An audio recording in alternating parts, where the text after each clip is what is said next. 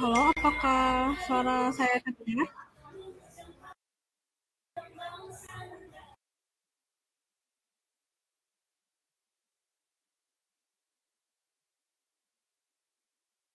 Oke, mohon maaf ya kalau ada gangguan berisik dan segala macam. Saya lagi di luar. Bisa kita langsung mulai aja kali ya.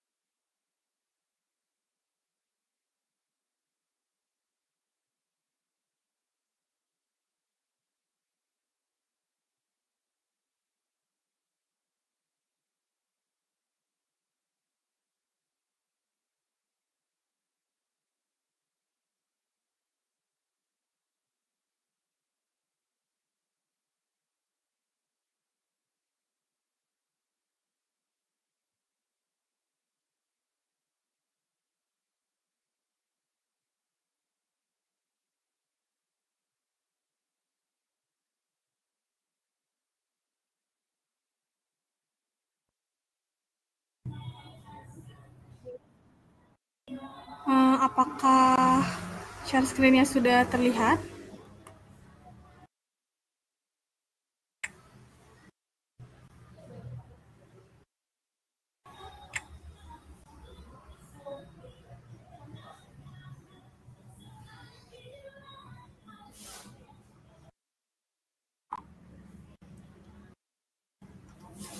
Eh,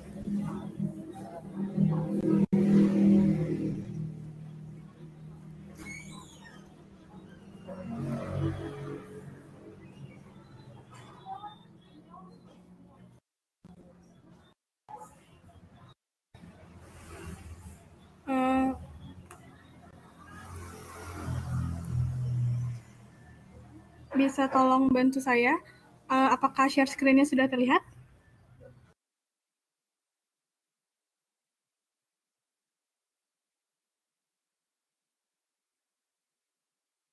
Terima kasih.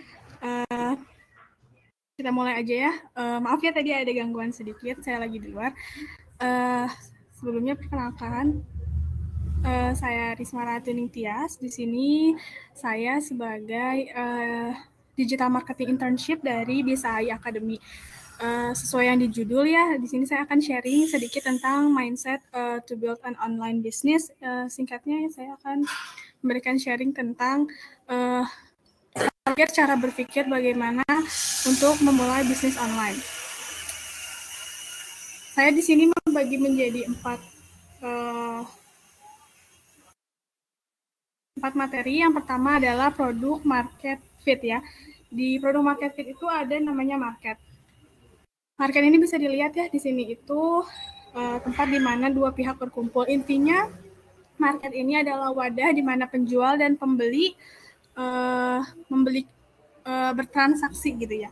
Banyak yang berpikir kalau misalkan mau bikin bisnis online nggak apa-apa nih, yang penting nggak apa-apa nih produknya dulu aja, nanti marketnya nyusul. Padahal yang jadi kunci dan poin penting dari bisnis online itu adalah market gitu. Kita harus tahu dulu target market, kita harus tahu dulu pasar kita mau jual barang itu kemana gitu. Kemudian setelah kita punya yang namanya market, baru kita mengusulkan produk nih. Market butuh apa, market perlu apa gitu, baru kita munculkan produknya sebagai problem solving atau solusi dari kebutuhan si market. Nih, produk di sini kan bisa disebut segala sesuatu yang dapat ditawarkan, dibeli, dapat memberikan perhatian, kemudian dikonsumsi sehingga dapat memuaskan keinginan atau kebutuhan. Kebutuhan siapa? Kebutuhan dari market. Kedua inilah yang disebut nanti sebagai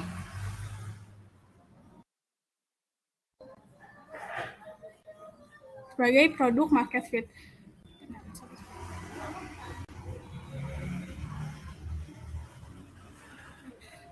Produk market fit itu adalah ketika market dan produk itu saling membutuhkan gitu. Keduanya itu saling dapat memuaskan sehingga dapat mempertahankan pertumbuhan profitabilitas dari produk tersebut. Jadi ketika ada market, kemudian ada produk, inilah yang disebut dengan produk market fit. Terus bagaimana cara untuk kita dapat produk market fit ini gitu? Caranya adalah dengan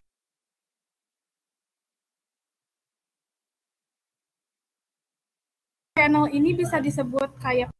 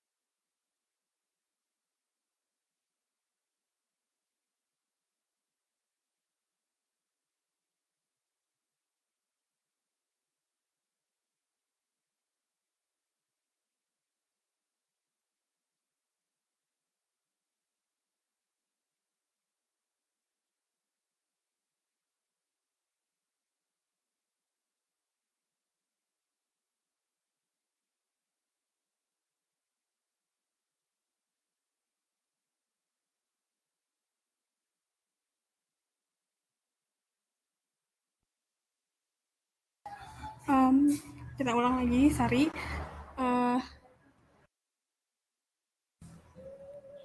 Di sini ya. Channelnya itu harus scalable dari sini itu maksudnya dia terukur itu dapat reach dari pelanggan kita. Jadi belum tentu semua channel yang kita pakai itu dia scalable. Contohnya kalau misalkan kita pakai target market kita adalah Gen Z gitu ya. Gen Z ini banyaknya pakainya Facebook gitu. Kalau kita pakai kayak TikTok, kita pakai Instagram, itu kan berarti dia nggak scalable ya. Dia nggak bisa merich pelanggan produk, dia nggak bisa merich target market kita gitu.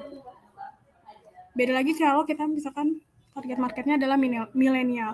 Milenial banyaknya pakai apa? Pakai TikTok yang sekarang, pakai Instagramnya. Yang disebutnya scalable itu adalah ketika channel tersebut itu dapat menjalankan fungsinya sebagai channel yang efektif kayak gitu.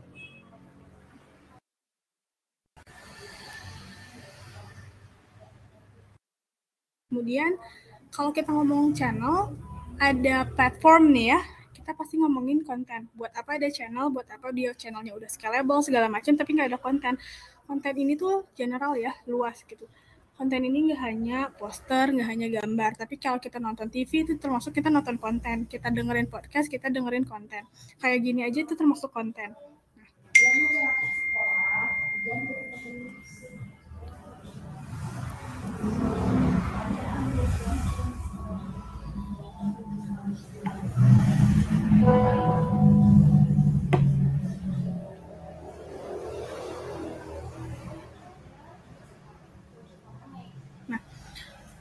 konten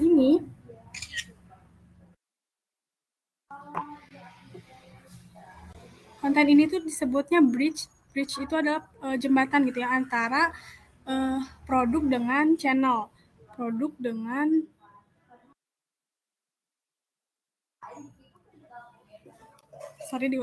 konten itu adalah bridge atau jembatan antara produk dengan channelnya gitu ya. Apa yang kita tuangkan, apa yang kita jual gitu, itu dilihatnya dari konten gitu kan. Nggak mungkin kalau misalnya kita ngomong tentang konvensional, orang bisa lihat langsung barangnya gitu ya, produknya. Misalnya mau beli tas, tinggal lihat, oh tasnya ini bagus, bahannya dari apa. Tapi kalau misalkan kita ngomongin tentang digital, konten ini tuh berperan penting sekali gitu. Kita nggak akan tahu produknya bagus, kita nggak akan tahu barangnya bagus kalau misalkan kontennya juga nggak bagus. Konten yang bagus itu konten yang bisa ngasih value, bisa ngasih nilai makna terhadap produknya. Di sini ada value-nya itu pertama dreams. Karena saya merupakan digital marketing di Circadian, jadi basic lainnya Circadian itu adalah aplikasi untuk kesehatan gitu ya. Nah, dreams dari orang-orang yang pakai aplikasi saya ini tuh apa? Bukannya ingin sehat sebenarnya, tapi kalau misalkan saya sehat, saya bisa jalan-jalan, misalnya saya bisa makan enak, saya bisa menebarkan aura yang positif gitu, saya good looking segala macam. Itu ada dreams, itu adalah mimpi yang ditawarkan gitu dari aplikasi kami, dari aplikasi atau produk-produknya gitu. Kemudian problem solvingnya apa ya? Problem solvingnya adalah ketika kita tahu nih mimpinya target market kita adalah A, kita kasih problem solving merupakan produk kita ini adalah way, salah satu jalan untuk target market kita itu merich dreamnya, merich mimpinya. Ketika sudah ada produknya, sudah ada mimpinya, kita gali lagi, avoid fear itu kan ya bisa disebut ketakutan gitu ya. Kita kasih dia treat ketakutan gitu, rasa cemas. Kalau misalkan kamu nggak sehat, mungkin 5 tahun, mungkin 10 tahun, 15 tahun kemudian kamu bakal punya diabetes, punya jantung, segala macam. Itu merupakan avoid fear. Jadi kontennya itu harus ada kita kasih mimpi mereka, kemudian kita kasih problem solving. Di sini itu adalah jualan produk kita. Kemudian avoid fear itu ketika mereka nggak pakai produk kita, apa yang bakal terjadi kayak gitu. Nah, funnel ini kan tadi kita udah ngomongin tentang produk market fit itu ketika market dan produk itu saling berhubungan. Ketika produk ketemu dengan market yang tepat, begitupun dengan market ketemu dengan produk yang tepat, maka terciptalah produk market fit. Setelah itu kita juga harus tahu namanya channel kita mau jualan tuh di mana, kita mau mempromosikan dagangan kita tuh di mana. Cari channel yang scalable, cari channel yang benar-benar dibutuhkan oleh kita gitu ya. Setelah itu baru kita ngomongin tentang funnel. Nah, di sini ini benar-benar adalah tugas utama dari seorang marketer gitu ya. Funnel ini banyak banget disebutin oleh orang-orang marketing. Funnel nih, apa sih funnel tuh? Funnel itu singkatnya adalah desain customer journey gitu. Perjalanan dari customer, dari yang nggak tahu brand, nggak tahu produk yang kita jual, sampai dia tahu produk yang, sampai dia beli gitu, sampai dia melakukan apa yang kita mau. Singkatnya kan kayak gini. Bentuk lain dari customer journey di mana menjelaskan proses seorang yang tidak mengenal brand, menimbang, melakukan pembelian, menilai produk atau review hingga menjadi pelanggan. Kalau dilihat dari piramidanya ini kayak gini, bentuknya kalau misalkan kalian searching sendiri bisa bentuk itu rata-rata kayak corong. Kenapa? Karena di sini terlihat bahwa pertama awareness ini dari mereka tuh nggak tahu kesadaran akan produknya gitu ya. Misalkan kita promosi lewat media sosial, kita promosi lewat iklan TV, word to mouth kayak gitu. Jadi sampai dia tuh oh iya tahu gitu kita tuh punya produk ini. Kemudian ke consideration, dia mulai nyari lagi. Kemudian conversation, dia mulai uji coba. Activation, loyalty, sama advokasi. Ini intinya kayak gini, cuman kalau misalkan diurutin perjalanan seorang customer itu dari dia tidak mengenal, dia membeli, kemudian dia menilai produk atau review, baru dia uh, menjadi pelanggan gitu, atau nggak jadi pelanggan sama sekali. Contohnya, ini kan kalau teoretikal ya, kalau misalkan praktikalnya, desain customer journey itu contohnya kayak gini, kita lagi scrolling Instagram, terus suka nemu yang ada sponsor gitu, tulisan sponsor iklan gitu, terus kita diarahin ke landing page itu ke halaman belinya, ke halaman websitenya atau ke aplikasinya. Kemudian setelah itu kita baca lagi, ada di situ pasti ada copywriting, di situ ada peran copywriting. Ada bujukan gitu. Setelah itu baru kita disuruh transaksi gitu ya, bukan disuruh sih, jadi sampai kita melakukan transaksi, sampai misalkan, tapi transaksi ini sifatnya nggak hanya pembelian ya, misalkan kita download aplikasi itu sudah termasuk gitu ya, kita disuruh nyata, kita masukin email itu sudah termasuk. Nah, perjalanan inilah yang disebut dengan funnel. Perjalanan dari dia mengklik iklan sampai dia melakukan apa yang kita mau, transaksi tersebut itu yang disebut dengan funnel.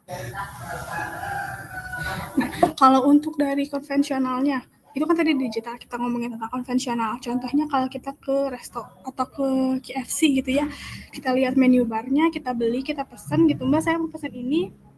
Biasanya eh, kasirnya atau pelayannya pasti bakal nawarin, mau nambah salad nggak, mau nambah minuman nggak, mau nambah ini nambah itu tuh disebut uh, retargeting gitu ya, itu namanya upselling.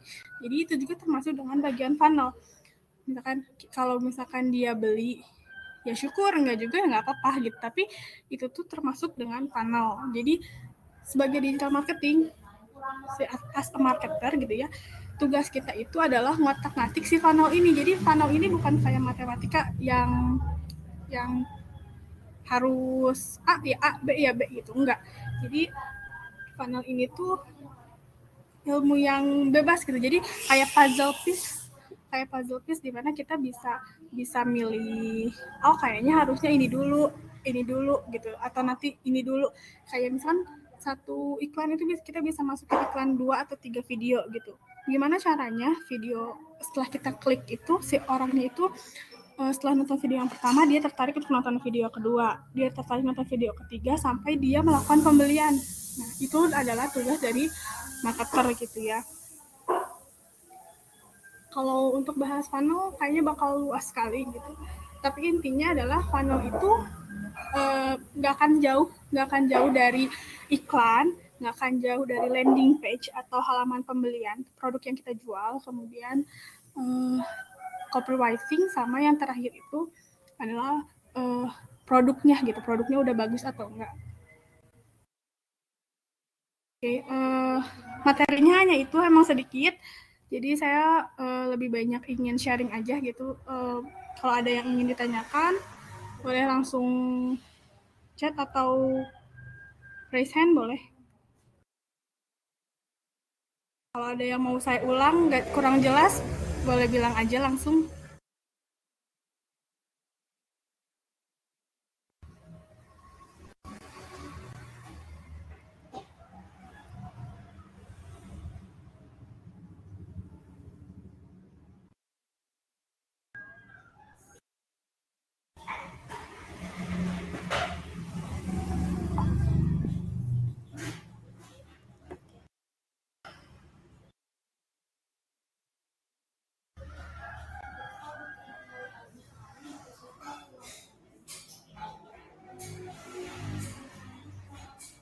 Kalau tadi ada yang kayaknya kecepatan nih, Kang, nggak apa-apa bilang aja ya.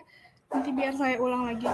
Karena emang lagi kurang kondisinya, rada chaos di sini.